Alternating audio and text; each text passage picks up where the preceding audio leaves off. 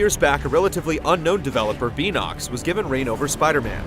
Both Edge of Time and Shattered Dimensions have been deemed less than stellar, sporting some interesting ideas that never quite congeal. Now riding on the coattails of the big summer movie release, the developers created a more traditional game, harkening back to 2004's Spider-Man 2. Is it truly amazing, simply spectacular, or as pedestrian as Peter Parker? How about that?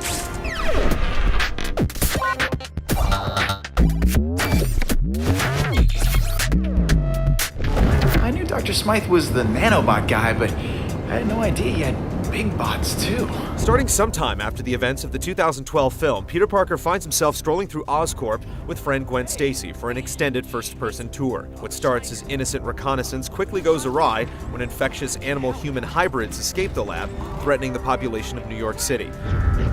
With that, simple origin stories are born for some of Spider-Man's arch-enemies. Matters are complicated by Oscorp's attempt to contain the situation with robots that happen to see Spider-Man as a threat. With mutants running amok on the streets of New York, it's up to Spidey to set things right. It's not groundbreaking in either the medium of comic or video game narrative, but the power triangle between the half-breeds, Spider-Man, and Oscorp keeps the pace moving, with plenty of conspiracy, cameos, and callbacks to the Marvel pantheon to create a tale worthy of being collected in a trade paperback.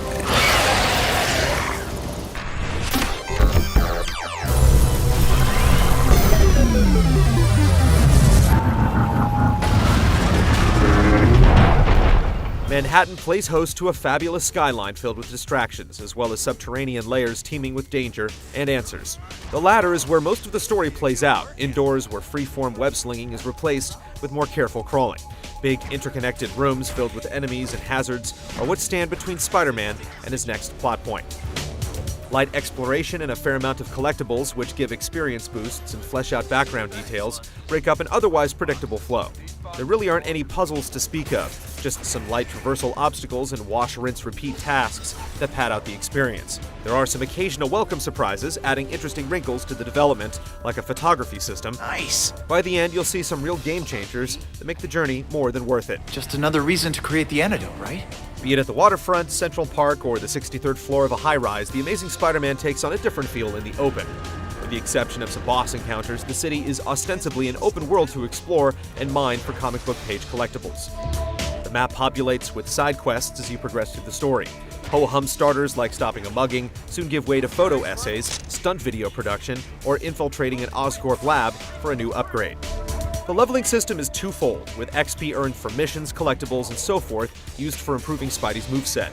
Destroying robots and other tech-related endeavors let you power up your gadgets.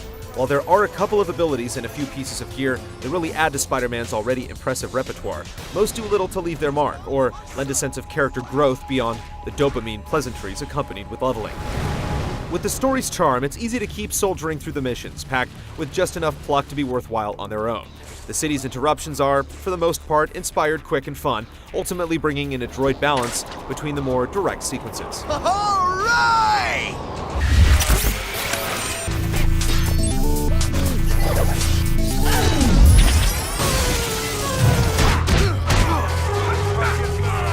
Spider-Man comes fully equipped with punches, webs, and wisecracks. He can stick to almost any surface, swing with wild abandon, or take a bullet, or three. Hopefully, his tingling spider sense will keep him out of trouble altogether. All of these powers and responsibilities are mapped to a few buttons and triggers. In execution, it feels a bit artless. Combat is the bulk of the button spamming and borrows heavily from the recent Batman titles, where reaction trumps action. On-screen button cues make fights feel like Simon Says, where being in the general vicinity of an enemy is enough to start the pummeling and combo building. Spider Sense will let you know when to dodge or use a single button to web retreat to the safety of a ceiling. There's no need to plan, just react. The game's autopilot does the rest. This leads to a disconnect between the player and the action, which is somewhat alleviated by the variety of moves to simply try out and enjoy.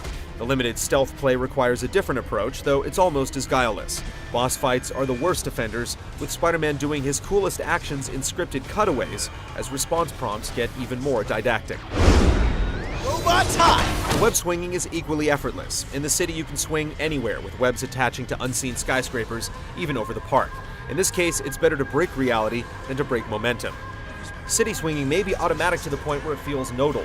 You might not shoot a web while plummeting until the last second, despite how much you press the corresponding trigger. The web rush ability lets you pinpoint where you want Spidey to go, again making things really easy. It actually slows down time and casts a Phantom Spider-Man, so there's little doubt or urgency when using it. It all adds up to a feeling which is reminiscent of Spider-Man, without needing the skill to pull off all the wild acrobatics, as if everyone playing has also been bit by a radioactive spider and given superhuman hand-eye coordination. One for the collection.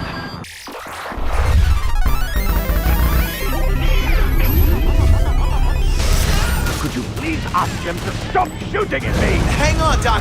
I'm on it. The visual focus mirrors the inside-outside dichotomy. While sewers have every right to be dank, there's little differentiating the malaise of the entirety of the indoor environments. You won't confuse, say, the sewers with the prison by looks alone, yet they share a similar feel, dull yet serviceable. On the outside, the big city shifts into focus as Spider-Man swings by, obscuring more oft-putting details unless you stop to take in the scenery as citizens snap photos of you on their phones. Stay frosty. Day and night cycles add a little flourish to the mostly static setting. Character models give off a wax figure feel at times, but like the hammy voice acting, fit in with the comic vibe. The questionable forays into first person don't make a lot of sense, but it's easy to overlook them for the greater goal of having fun. I've always been a reader. Tooth Fairy's about to start working overtime. This Spider-Man isn't that amazing, but he saves the day anyway. His adventure goes the distance with enough ingenuity sprinkled into the sustained action to distract more often than he disappoints. Even with the kindergarten controls, you'll want to see the story to its conclusion, and you'll be tempted to try to do whatever a spider can on the island of Manhattan. You'll do it for the experience, not the experience points, which is always a good thing. Okay, that'll do it.